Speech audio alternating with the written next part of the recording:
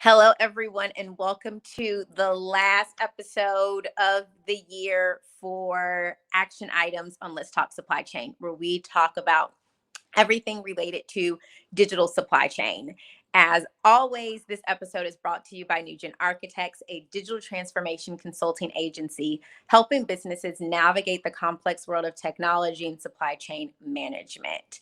The NGA team of supply chain experts works with clients in all phases of the implementation lifecycle, from initial planning to post-implementation support, including things like tool selection, project and program management, and business transformation road mapping. To learn how NGA can support your business scale, please visit www.newgenarchitects.com for more information and to schedule a free discovery session with a member of the NGA team. So, this has been a busy week. I'm here in Dubai, so I am going to keep my fingers crossed that I have a good signal to be able to talk to you guys for the next 44 minutes or so. If not, we have a wonderful guest, and I have no doubt that we will make it work and it will still be a very informative and fun show. This was not planned to necessarily be during the Big Five Global Construction Conference week, as well as COP28 Global Climate Change Conference. But it just worked out to that is what happened. And we are going to be talking about supply chain's role in the circular economy and sustainability and climate change. So without further ado, let's bring up our guest, Deborah Dull. Hello. Are you in Atlanta or are you West Coast right now? Am I telling you good morning or good afternoon? We're going to go with good morning. We're going to go with Okay. good morning. Good morning. It is evening here, 7 o'clock. Anyone that's joining from my side of the world, especially if you join regularly, thank you very much, because Friday evening during dinner time, is probably also the time I would be spending listening to supply chain stuff because I'm a nerd like that. Deborah, you actually met because we were spending our Saturdays nerding out on supply chain, hours and hours and hours, just talking all things supply chain. So when you love what you love what you do. But tell the audience a little bit about where you sit in the circular supply chain space, in the sustainability space. And I know here, I can see here Jim Pack, VP Sustainable Supply Chain, and we love Jim Pack. Yay. We have lots of friends at Pack. But also, I am particularly more interested in the Circular Supply Chain Network. So I am going to stop talking and hand it over to you. Perfect. Thank you so much. And as DC said, we did meet in the early throes of COVID, actually, when Sherry Heinisch had the fabulous idea to offer a virtual space over a weekend for supply chain professionals to come together and nerd out on the things that we love. And it was actually wildly successful.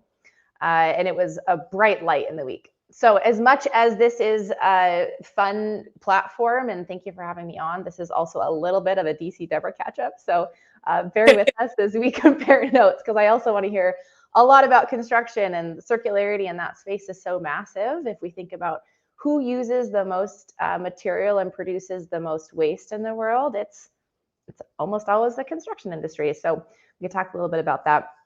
So Polluter is what I heard. What was that? At the conference this week, at Big Five Global. I don't remember who was on stage when she said it, but she said we have to change the perception of the industry that we are polluters and laggards.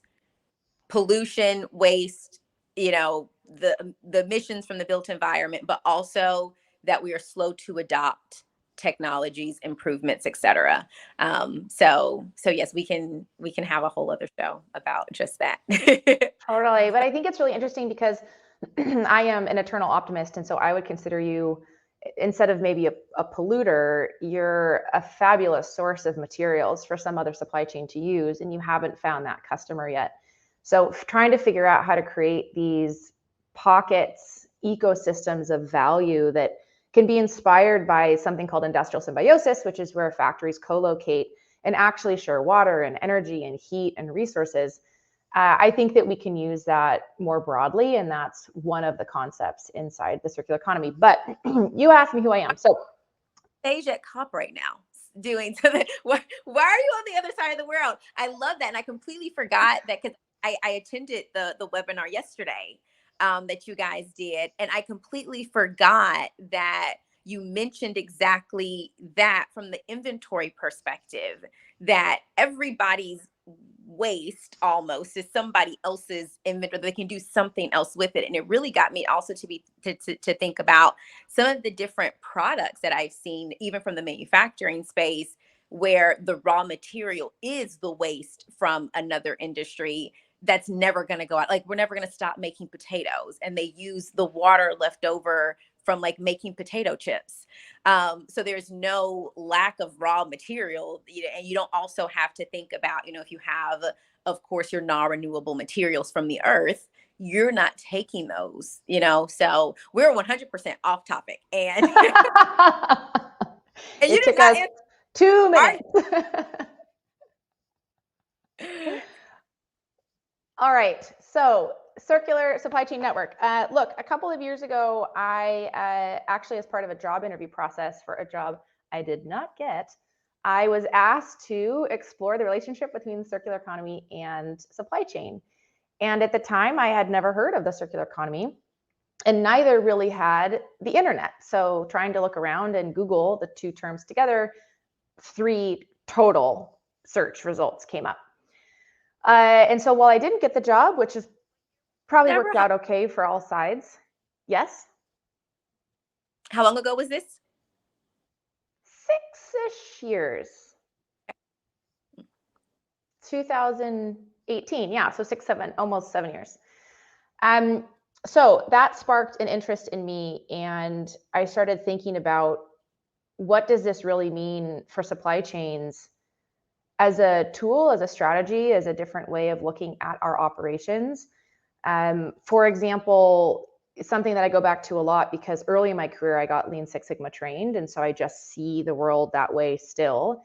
There's these wastes of lean that we know exist, like transportation and overproduction, that we just live with. We just accept that we have to transport items. That's how it works in our global economy. But we built it like this. It's taken us 100 years. We've really perfected specialization, and it's been a really good thing. We are healthier, we're living longer, we have a middle class where we didn't have one before. But what gets us here doesn't always get us there, and that's where we are. We're at this turning point of disruption from raw materials, disruption from many different inputs and areas and catalysts, as we all saw these last couple of years. And so we can start to look at another option to mitigate some of the disruptions in the waste streams, the process waste that we have, as well as the material waste. So started researching the topic and thinking about how we can use the concepts in supply chain, and then also how we can help the circular economy come to fruition. Like, what's the role of a supply chain professional or a supply chain leader in trying to transition huge economies to embracing what circularity means? And there's one really interesting week during COVID that every once in a while you get these signals from the universe, and this is one of those weeks that almost a dozen people called me kind of out of the blue, people I hadn't heard from several months, and said, you really need to start something. And I said no every single time until Sneha called me, and she said, you have to do something. And I said no again. And then I said, who's going to come if I start a thing that was essentially a space for supply chain professionals to come talk about circularity? And I said, who is going to show up to this? And then the kicker, what got me sold, is she said, Deborah, even if it's just you and me, we should start. And so that was the beginning of the Circular Supply Chain Network, which has grown humbly. We're not huge, but I've never recruited a volunteer, and I've got about 20 people all around the world who routinely give time. Everybody has day jobs. We span college hire to 30 years of experience. We span CPG to industrial. It's a really fascinating group of people. And this year, we're actually starting to launch what we're calling working groups, time-bound, scope-bound, like network for network type of working groups. So very excited to get those going. You can check out the groups that we're going to launch in January on our website. and everybody's welcome. One of those I'll give a small plug to is in partnership with ASCM, and we heard about that in the event yesterday. So they'll be launching a monthly discussion group, and I couldn't be happier. We had really wanted to bring that back. It's one of the first things that we did, but to be able to partner with an organization the size of ASCM is an absolute delight, and we're really, really excited to do that. So that's how Circular Supply Chain Network started. We are a registered nonprofit, but we're like a zero profit group of strangers who met on the internet, and our team There's meetings every week. no profit. Yeah, exactly. And that's not the goal. You know, my vision for success is we actually aren't needed anymore, and we're rounding the bend, frankly, because the Ellen MacArthur Foundation has really started to embrace supply chain, and they're like the OG organization for circular economy. And ASCM has included circular supply chain in the new Score DS under OE13 and Orchestrate. I really want to make like pins and shirts and hoodies that just say like OE13 all over it. And so if those two groups continue to partner together, then, and as long as there's a public space for supply chain professionals to come together for free, then our purpose has been fulfilled. So, but our weekly meetings are really one of the highlights of our weeks, and our team members continue to meet each other around the world randomly. And so I'll do a post before the end of the year that celebrates all of the different ways that we've managed to connect. So that is a Circular Supply Chain Network. And I think that almost takes us back on topic. Yes, I have 2 points. The first one is Sneha is good at roping in because she also into the modular and construction space, and here we have a question on which point are you partnering with ASCM training and potential certification? Question mark. I thank you for putting that in there, and I would love for so many of the rest of you to also recommend that in the chat as evidence that it's necessary. Actually, it'll be this monthly discussion group, so they are launching that next year. Douglas Kent yesterday said keep your eyes open for that email in January. If you're part of the very, very high number of folks that they have access to for their newsletter, you'll be getting that in the new year. So we'll also be pretty loud about it on our website and post about it, of course. I would love to build something out for training. One of the top questions I get in LinkedIn as random people reach out is, how do I learn more? How do I get trained? Where do I go? Because the circular economy content is for circular economy professionals who usually sit inside of design or sustainability. And spanning that bridge of what does it mean for our world, we still have a ways to go. But thankfully, this white paper that we had the honor to work on together with Ellen MacArthur Foundation this year has come out a couple of weeks ago, and I know we'll share the link to that during this discussion. It's called Building a Circular Supply Chain. So you can do an internet search and you'll find it. And it's great. And if you don't want to read the whole thing, even though it's like very pretty and has a lot of really good examples, there's a fact sheet that's like 4 pages that you could scan currently right now. You could open it, scan it, and be up to speed, because I know you're all very smart. Cool. So we will put the link in the chat. I don't know if I am delayed or if you can hear me. We will put the link in the chat, and the first action item is actually, so bringing us back around full circle, no pun intended. bringing us back around. First action item is to read the white paper. We're posting the link. Everyone can see it. And we definitely want people. I think the biggest thing, what we were talking about pre-show, and even just now talking about training, is the education. People need to know what that actually looks like. One of the things that I learned a lot that I learned about when we were doing those COVID era happy hours. Well, a couple of things actually. First thing ever is inventory. And also to be clear, so that these phrases are Deborah phrases. Everything.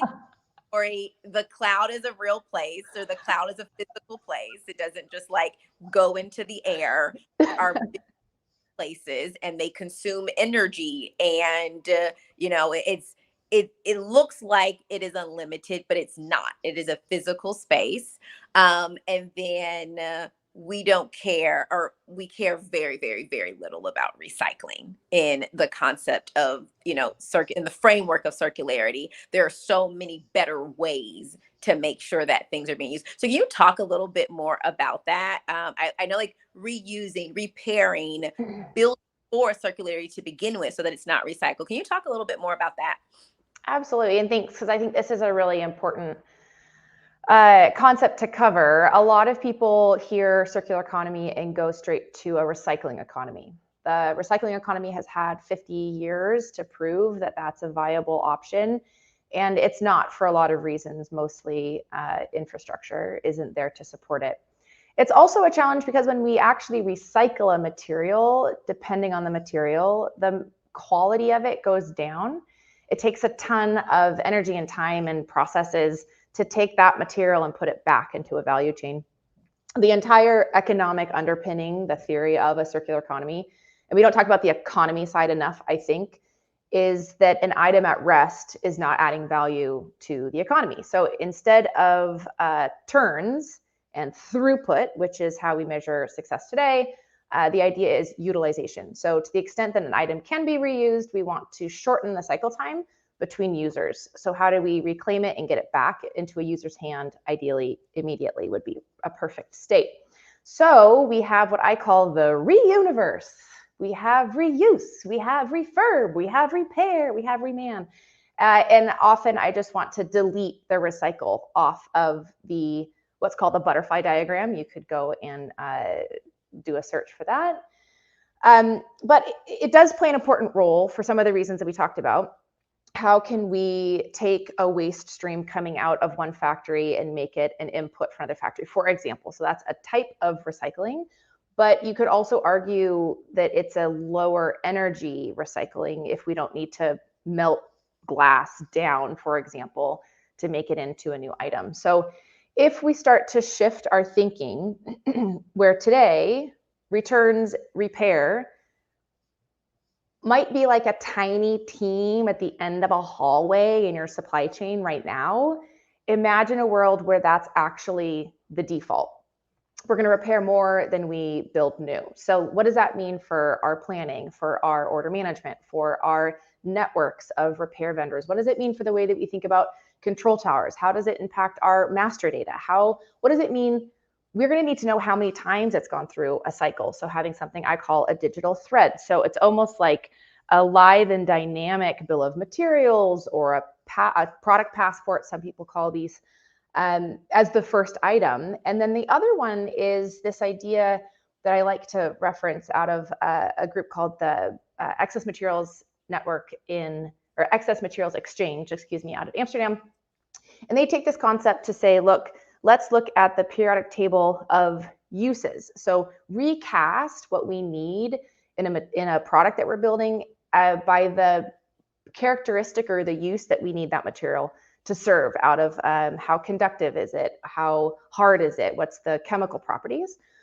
And then we can put AI to work. So we can actually invent new materials, we can recommend different types of substitutions, and it's in this way that I think we can help to solve the recycling or waste problem. So I don't want people to walk away saying like recycling is the worst thing ever. It's not. It's an important part of this. But if we think about the butterfly diagram as in circles, or loops, as the Ellen MacArthur Foundation calls it, and the smaller the circle, the lower the effort and the lower the cycle time to get it back into a value chain. It also means the higher the margin. It's lower cost, the smaller the circle. So if we want to continue to add service level and cost mechanisms to our operations, this is one way we can start to think about doing that.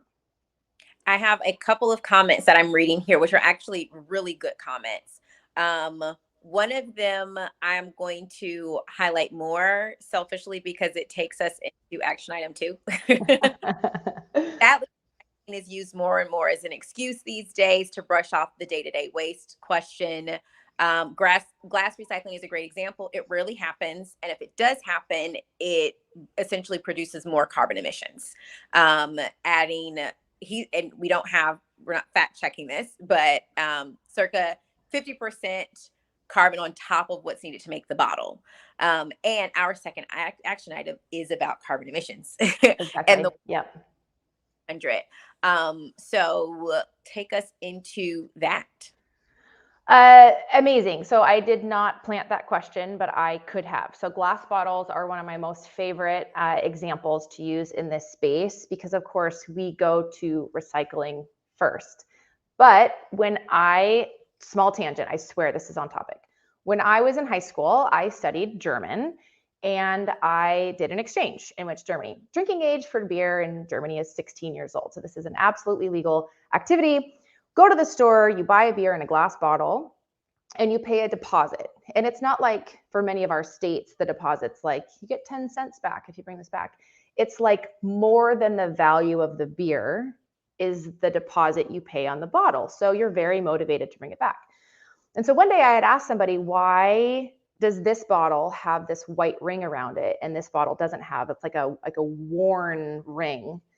And they told me that because of the deposit scheme and everyone brings it back, they actually take the bottle and instead of smashing it, melting it at 1500 degrees Fahrenheit and making it into a new bottle, they just wash it and refill it with beer and send it back out into the marketplace. And so that white line is what happens as it goes through the cleaning line. And this was mind blowing to me because it reminded me of like the way we used to do things with like milk delivery. And what's amazing about that is the consumer pays just as much for the product. So this is not an example of we want to do better, but we don't want to pay more for the item or lose any quality for secondhand items. Nobody actually cares the vessel that their beer comes in. So the margins are outstanding when you're able to reuse it, and it gives us an alternative that's very close to the center of that butterfly diagram. So yes, if we want to go through the effort of recycling an item that could be reused, often it is not better, hence the larger size of the circle. So in the case of a glass bottle, it's much, much better, of course, to wash it and reuse it if we can. And there are areas around the world that continue to have very strong infrastructure around this approach. And so I don't really know if I can throw that into an action item except into explaining carbon, which I can do if that's where we're going next. Yes. And I would say yes to explaining carbon. And I will bring it up also in the context of digital. You mentioned AI. Here at Action Items, we talk about digital supply chain. And what we were talking about during the pre-show is just the number. It is so amazing to me how the marketing teams at supply chain technology companies pick up so quickly on the latest wave of whatever. It was control tower to API. Like there was a time when every vendor was reaching out to me to tell me about their API. Now every vendor is reaching out to tell me about their AI. And now I'm starting to see sustainability. We help you track your emissions. And then I say, tell me more. I mean, I know there's scope 1, scope 2, scope 3 emissions. Are you helping me track the emissions that my manufacturing facility is producing? Is it the transportation? Are we talking over, truckloads? Are we talking freight coming, like what are you talking? And then the answer is, oh, I'm not sure about the technology. So then that leads me to believe, well, are you actually doing it? Or is it a nice buzzword because you know that this is top of mind? But what technology do we actually have that's out there? So twofold question. Yes, explain to us more about emissions, but also give us a little bit of expert insight into who's actually doing a good job from a technology perspective to where companies can say, hey, I want to do this. I want to start tracking this. How do I do it? Great. Okay, so this one is really interesting. And over the course of this year, I've had the chance to be on stage several times and talk about carbon flows through our supply chains. And I usually start this talk with a bottle of alcohol, usually breaking whatever policy of the conference center that I am going to. But it's very effective because I offer to give this away to anybody in the audience who can get anywhere close to telling me the carbon impact of that bottle of alcohol. And we're usually off by 100 or 1,000 times. And it shows me that our entire industry has not traditionally been engaged on the topic of greenhouse gas emissions. While at the same time, scope 3, which is typically used in a synonymous manner with supply chain, though it's not actually 100% the same thing, makes up over 90, sometimes 95% of an organization's emissions. So if we're the problem and we haven't been engaged on it, then we have some basic work to do. So if you're feeling like I don't know what the scopes are, I don't know what it is I'm doing that causes emissions, you are not alone. And we're in this together. So when I was in my last role at a company called 0100, I did a lot of research around how to decarbonize supply chains through digital technology investments. And as I tried to get my arms around what is it exactly that we're doing that's so bad, it was very difficult for me to find anything that was in supply chain language. So the last piece of research I did there, like my swan song as an analyst, was to break down the 55-ish billion tons of greenhouse gas emissions that we emit as a world every year.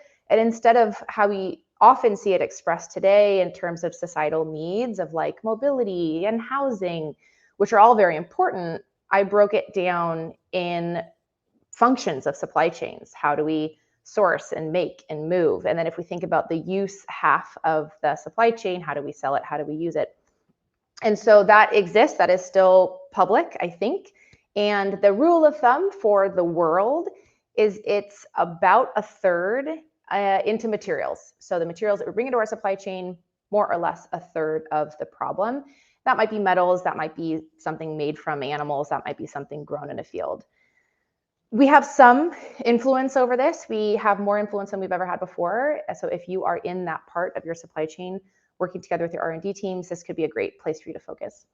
Then we have about a third, that's the energy used throughout our supply chains.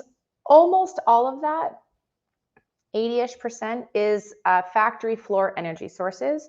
And the other slice is what we use in our transportation and logistics, from vehicles to cross docks to warehouses. But the majority is this manufacturing factory floor energy source. So So we can kind of loosely high level say procurement and sourcing, production, transportation, if we had to kind of we break it can, down. for Three. 2/3. So 1/3 materials, 1/3 energy, we'll call it manufacturing, and 1/3 is in product use, which, again, depending on your role in your supply chain and your product, you may not have a lot that you can do to influence how a user is using your product. Unless you do a B2B, an asset that sits on another factory floor, then you've got more influence around how that item is used. So that's rule of thumb. Now you can start to imagine how your pie chart might change depending on your product. So for example, if your product has an on switch or requires energy in any way, so like soup that needs to be heated up, tea that the water needs to be boiled, or if it's like a incense plug-in into the wall, then probably product use is your highest pie slice, because energy is the vast majority of the world's emissions. So you can start to get curious about what your biggest slice is, and it's harder than it seems like it should be. But that resource exists. We're going to share the link to it, so you can go and click straight into your functional area where you sit, and it goes down a level of detail so you get more understanding about what it is that we're doing that causes this problem. So then you can start to go, okay, if that's the problem, here's a few ways that you can start thinking about the role of digital and starting to reduce the emissions coming out of your value chain. Yes, I love all of that. That was, I mean, applause, yay.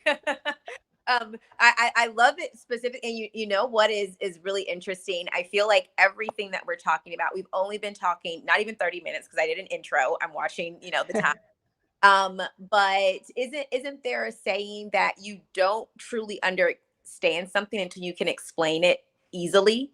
And one of the first question that I had was, okay, well, use, well, what does that mean? And then you very simply explain, you take the plug-in instance, you plug it in. How long does that last? What is the energy that is being consumed while the user is using it? And I will say, I personally believe that as the product, I mean, I'm not in product development, but when you're developing a product, you can heavily influence how users are using it, and I feel like that's one of the things, if we think about, lean and, the different types of waste, and as we even think about from a manufacturing facility perspective, foolproofing things, and making sure that, hey, you design something to influence human behavior. So if we start to think about how do we influence behavior so that people are using our products in the best way, we can have more influence perhaps than what we think. Um, so I see the link is in the comments to the 0100 research. And the second action item was leverage that. I would like to add an action item, Jordan. You don't have to scramble to put it on the screen. But I mean, definitely like get involved with the circular supply chain network, go and share ideas. I think the thing that I love most about conferences is that you feel like you're seeing the latest and greatest, and you're interacting with like minds. But you don't have to go to a conference to get that. I mean, I think that just when people know the community is out there, that they can get, more education, get involved. It's almost like build it and they'll come. Well, build it, tell people about it, and then you know, build it, market it, and then people will come. So action item is definitely to get involved.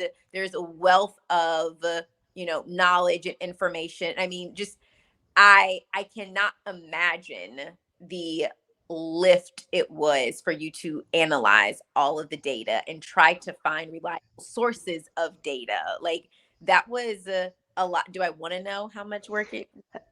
No, probably not. It was a very, very large piece of research, and data sources are all included in the paper. It is a lot of assumptions, of course. I did not go and place sensors around the world, but it was all done combining supply chain data with emissions data and trying to make sense of it. So taking apart the transportation industry, for example, and figuring out what's actually supply chain and what's humans, human movement, human cars, human flying, human rail versus the world that we use, whatever it is. And so that was actually kind of complicated, but managed to break that down. And it's interesting because I just got a chance to spend this week with my colleagues in my day job, in the Genpack job, and we talked a lot about exactly the day job, the night job, and I'm also in school because why not? That we all feel really bad about flying, for example, and I don't think we should all go hop on planes, and that's not what my message is, but looking at the data, it puts it into perspective on where we can have the biggest impact as supply chain professionals. If you sit in logistics, it probably is going to be reduce your air freight. But if you work in strategic sourcing or in supply planning, and you have a hand in deciding where something comes from, then you should know the energy mix that supports that geographical area. Even from a high level, you can make a better decision and work better with your suppliers on these. I find that sometimes and I understand we're supply chain professionals, we want to really understand our data from the bottoms up so that we can analyze it, we can optimize it, we can go Six Sigma it, all of that. And I'm finding that some people get stuck trying to figure out what exactly is my baseline so that I can go and tinker and optimize and know if I've hit my 20% reduction goal that somebody at corporate set for me. Also, though, we do actually have an issue we need to solve. Like we do actually need to dramatically reduce emissions. And so if we have a good idea of where we need to start, then just go get started. Just go do it. Yeah. Yeah. Just go do it. And one thing that you mentioned earlier about the passports, and then we have a comment from Gerald. There are some interesting digital solutions supporting the transition to asset as a service, IoT, cloud, AI. Are you keeping us on pins and needles? What are they? Can you share them? They exist. Who are they? We would like to know. Put them in the comments, please. Thank you, for the rest of the world to see. but also, he mentions the financial incentives for both producers and users of the assets. But aside from the financial incentives, and going back to the passport comment, government regulations are coming up. And what we're seeing also in the manufacturing space, and supplier development, having conversations there, is that a lot of, if you're doing contract manufacturing with a large multinational corporation, a lot of them now are within our supply chain. We are tracking this data. You are part of our supply chain, so you must now track this data. So it's one of those things. And I was talking to, I think I maybe was texting with Sherry about this a couple weeks ago. I was like, it's so funny because I very specifically remember in 2020 that we had a question. There was a conversation around how do we get the C-suite to care about sustainability within the supply chain, about the circular economy. And now it's like, I need everything about the circular economy and sustainability. I mean, such a short span of time, it's become that we must know what this is, whether it's, we actually care about saving ourselves. And one thing that I really liked that I heard this week here in Dubai was, we don't need to save the world. The world has been around for many, many years. The world has gone through a lot. The world will regenerate itself.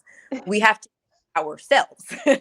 Like, we are the thing that is, like, we have to think about how do we make life better for ourselves. So whether companies are doing it because they genuinely care, whether they are doing it because of consumer pressure, or whether they are doing it because of government restrictions, this is something that you have to put on the radar. It has to become more than just a conversation, and it has to be more than, oh, I don't actually know how the technology works, let me get back to you on it. So with that said, I'll get off my soapbox. The time is winding down, and I definitely want to talk more about the third, or the last action item, because we added one in there. Mark your calendars. Next week, in just a couple of days, you are going to have another webinar related to this topic. So everyone here will then go there and take notes. We will also put the registration link in the comments, but tell us more about that webinar. Absolutely. And you actually queued it up really well. Look, value chain, we know that the special thing about supply chain, I think, is that nobody's in charge. We are a series of independent companies all hooked together in a chain or a network or whatever visual works for you. And we know we have to engage our extended value chain if we want to do something transformational. And that is not different in this case, or when we have to comply with upcoming regulations. And I'd add another flavor of that regulational pressure for the C-suite is that the direction that we're seeing the regulation go in at first is, you need to tell me about the high carbon materials moving through your supply chain, or you need to tell me about all of the emissions from your extended supply chain if you want to continue doing business in my geographical area. And then I predict that there will be the second phase of, thank you very much for showing me an auditable carbon flow. Now this is the tax or a levy or whatever we're going to call it, but we will get charged for the amount of carbon that's flowing through our value chains. What that looks like, nobody really knows, but it's there and it's going to hurt. And that's the point of regulation, is if they don't design it properly, it doesn't change any behavior. So there's this financial risk to our businesses and margins that we need to start getting ahead of. So how do we start doing that? On Monday, 2 p.m. Eastern, I just posted about this yesterday, so it should be relatively easy to find, and it's in the link, so thank you very much. Two really, really advanced supply chains. I'm super delighted that they agreed to spend some time with me. Nico DeGolia from Microsoft, we had the wonderful chance to present together at a podcast for ASCM in September. And he has so many facts and examples, but then also very practical ways to engage your stakeholders and to engage your extended value chain. He was actually a partner of Microsoft before he came in, so he's got a really interesting story. which I'm sure he's going to share quite a bit of on Monday. The other guest is Iskander from Philips. Philips is really known as a leader in the circular economy space. They are like a founding member of every possible collaborative group that has to do with circularity. And in speaking with him a few times, he's got also really good examples of how circularity and carbon come together, how they also speak with teams across their organizations, because I'm keen to dig into, is it everybody at the organization is really understanding what's going on, or are there a couple of pockets? So please do join us. I think it's going to be a really, really good conversation. And then you should walk away. One of the asks I've got for both of them is, let's leave people with actionable go forward plans or rule of thumbs or stories or techniques or examples to take back to their teams right away. And I love that. And I love it because it's very, I feel like it's very overwhelming to think about, oh my goodness, we have to do all of these things now. And not to use like a trite consulting term, but, don't boil the ocean. Start piece by piece. It's the progress over perfection. 1% of progress every day will get you, eventually to where you need to go. So I think it's really important for people to not feel overwhelmed and just taking those practical, tiny little steps. So I highly encourage everyone to look at that. We did have another comment. Amazing. And we might go a little over, but don't you think that, and this is actually, there are two comments, but I have to pick one because we only have a little bit of time. Don't you think there is also a big role of education at school, as kids are a very good vector? Do you think involving teachers in some meetings of circular economy? The shortest answer is, of course, yes, we have to. The longer answer is, we are also not off the hook. We don't have time. If we were to start in primary schools, by the time they are decision makers and policymakers, I don't want to say it's too late, but like I don't sign up to this 2050 situation. Like I am a delicate flower. I don't want to live in a world that is super hot and has bad food and no ice for my martinis and I get sunburned all the time. Like, I am personally motivated to be physically comfortable. So yes, we need to. And then we also need to educate those in universities. I do a lot of guest lectures. I've contributed to a few brainstorming on actually including circular supply chains into curriculum.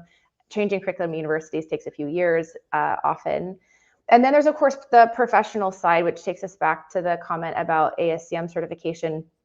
And we do need to get there. And the nice thing, and maybe this is, Dyci, to your point, I've been sitting in this space for so long, so it's just kind of stuck in my head. It's not actually rocket science. Like, this is, to me, an extension of lean thinking. So if you have not been trained in lean or root cause or problem solving, that's a good place to go and start.